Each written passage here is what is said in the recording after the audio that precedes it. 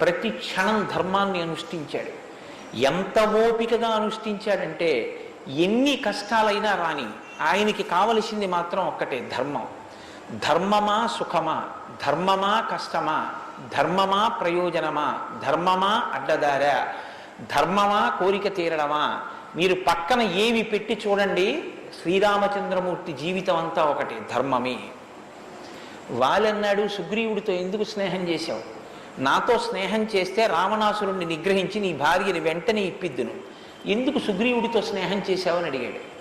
నాకు కావలసింది ధర్మం. అధర్మాన్ని పాటించేటటువంటి నీతోటి స్నేహం వల్ల నా భార్యని తెచ్చుకోవడం నాకు అక్కర్లేదు, అందుకు నిన్ను నిగ్రహించానన్నాడు. తండ్రి మరణించాడు, చెక్కు చెదరలేదు. భార్యను అపహరించారు, చెక్కు చెదరలేదు. రాజ్యం పోయింది, చెక్కు చెదరలేదు. జటాయువు మరణించాడు, చెక్కు చెదరలేదు.